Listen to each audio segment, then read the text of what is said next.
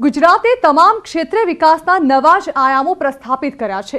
દેશમાં વિકાસનું મોડેલ બનેલા ગુજરાતના આજે સમગ્ર વિશ્વ ગુણગાન ગાય છે।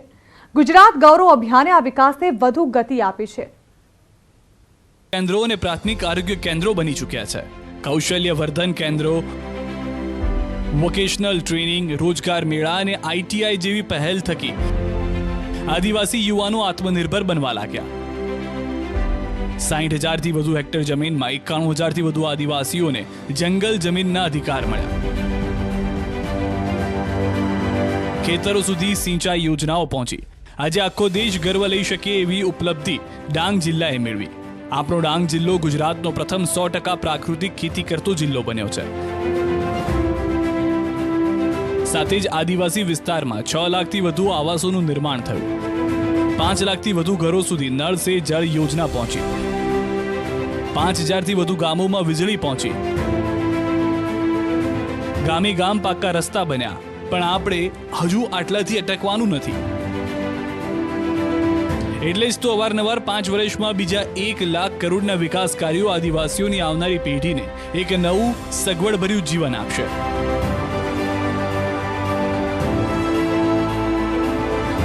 दस लाख परिवारने पानी, सिंचाई, रस्ताओं, वीजળી અને શિક્ષણ જેવી મૂળભૂત સુવિધાઓ સાથે રોજગાર, સૂજન, આર્થિક વિકાસ અને સામાજિક સમરસતાનો લાભ।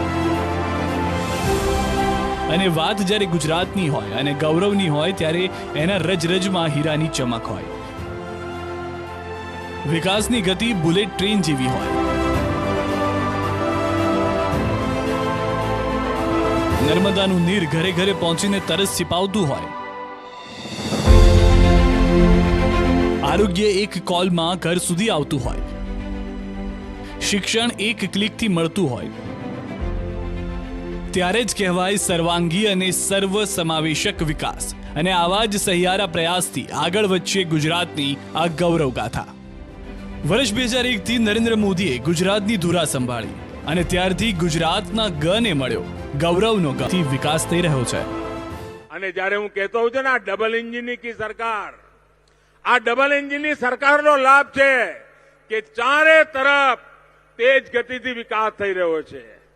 આજે આ કાર્યક્રમમાં 1,40,000 ગરીબોને પાકા ઘર મળી રહ્યા છે। આપ વિચાર કરો, લગભગ 1.5 લાખ કુટુંબોને રહેવાનું પાકું ઘર મળે। પહેલા કાચા મકાનમાં રહેતા હોય, ઝૂંપડામાં રહેતા હોય, ફૂટપાથ પર રહેતા હોય, આવા 1.5 લાખ પરિવારોને। અને એમાંય અધિકતર વધારે મોટા ભાગે મારો નિયમ છે કે આ મકાન મળે એ બહેનોના નામે હોય। અને આજે એનો અર્થ એ થયો કે આ મકાનની કિંમત જોઈએ ને તો આ 1.5 કરોડ જેટલી મારી બહેનો લખપતિ બની ગઈ। આવડું મોટું કામ આપણે કર્યું છે।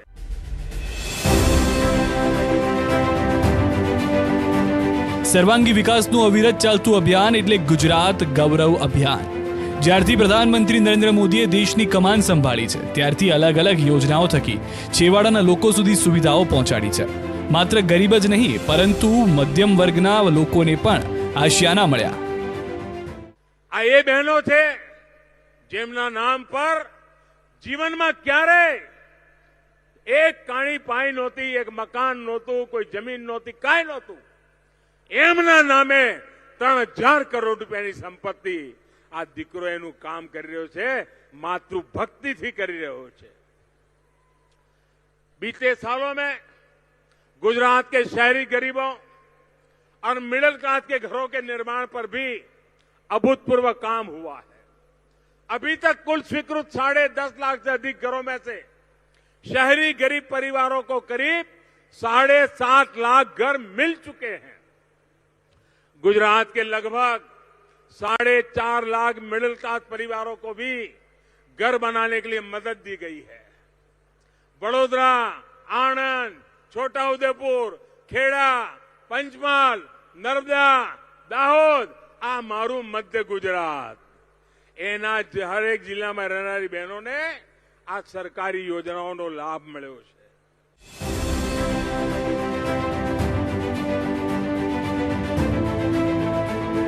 કેન્દ્ર સરકારે બનાવેલી ભાડે ઘર આપવાની યોજના એક મોટી પહેલ હતી, જેમાં સફળતા મેળવીને ગુજરાત દેશમાં અગ્રણી રાજ્ય બન્યું છે.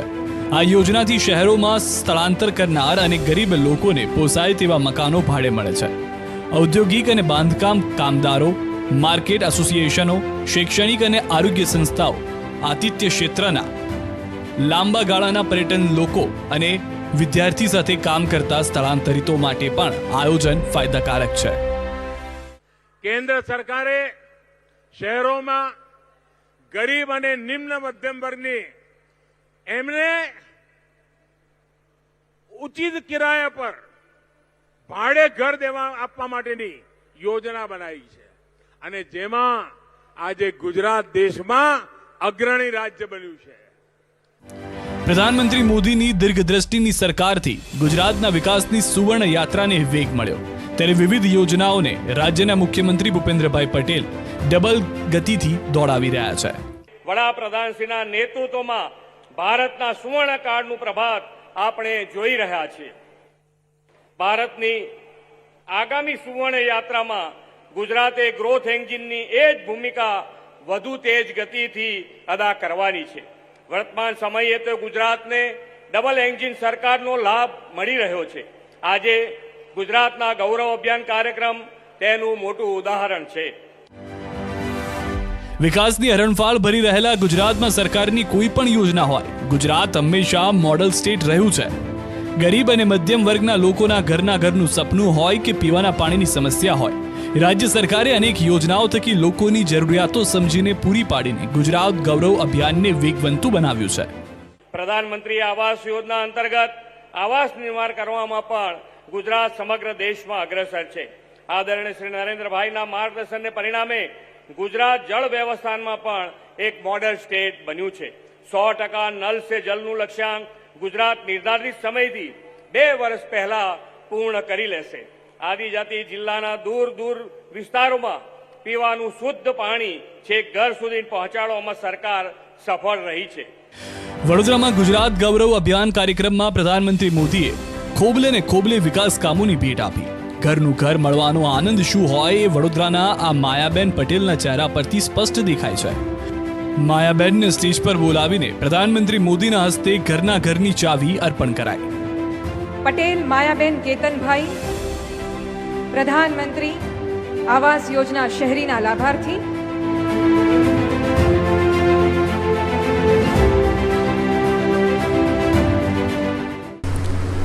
મને પ્રધાનમંત્રી આવાસ યોજના, પીએમ કિસાન યોજના અને રેશન કાર્ડમાં વિધવા સહાય યોજના, ને આટલી ઓછી કિંમતમાં ને સારા મકાન અમને મળ્યા છે અને અમને પોતાનું મકાન થઈ ગયું એનો ખૂબ અમને આનંદ થયો છે. અમને ભાડે રહેતા હતા, અત્યારે અમારું પોતાનું મકાન થઈ ગયું એટલે અમને ખૂબ આનંદ. 3.5 લાખમાં પડ્યું અમને 2 રૂમ રસોડું. એમની બધી યોજનાઓ ખૂબ લાભદાયી છે પીએમ મોદીની. અમને ખૂબ આભાર એમનો કે એમના મારફતથી અમારા મકાન થઈ ગયું. આટલી ઓછી કિંમતમાં નહીં તો અમને મકાન મળે નહીં. બીજે કંઈ ભાડામાં પૈસા નાખવાના મૂકી ગયા હવે, કેમ કે હવે પહેલાં અમે ભાડે રહેતા હતા, હવે અમારે પોતાનું મકાન થઈ ગયું એટલે અમારે એટલા ભાડાના પૈસા અમારું ખુદનું મકાન થઈ ગયું. ખૂબ ખૂબ આભાર એમનો, મોદી સરનો. વડાપ્રધાન બહુ સારું કામ કરી રહ્યા છે દેશ માટે, બહેનો માટે, પછી સ્કૂલના છોકરાઓ માટે પણ બહુ જ એમને દેશ માટે ખૂબ એમની એ છે. વિધવા હોવાથી માયાબેનની આર્થિક સ્થિતિ સારી ન હતી, તેથી વર્ષો સુધી તેમનો પરિવાર ભાડાના મકાનમાં રહ્યો. પરંતુ ત્યારબાદ સરકારની યોજના થકી માયાબેનના પરિવારને નજીવા દરે ઘરની છત મળી. પોતાનું ઘર મળતા માયાબેનનો પરિવાર પણ એટલો જ રાજી છે. અમે 4-5 વર્ષથી ભાડું ભરીને અહીંથી ખાલી કરીએ તો ત્યાં જવાનું, ત્યાંથી ખાલી કરીએ તો અહીં જવાનું, આમાં જ અમે કંટાળી ગયા હતા. એટલે પછી મારા મમ્મીએ 2 વર્ષ પહેલાં ફોર્મ ભર્યું, એમાં અમારો નંબર લાગ્યો. હવે અમારું પોતાનું ઘર બન્યું છે. અમને ખૂબ ખૂબ આભાર છે. આવું જ નરેન્દ્ર મોદી સર બધાને સુવિધા આપતા રહે. બહુ બધી ખુશી છે. અને મારા મમ્મીને એમના હાથથી મારા મમ્મીને ચાવી મળી, એ જ મોટું સપનું છે. અમારું સૌથી મોટું સપનું કે અમારું પોતાનું ઘર બની ગયું.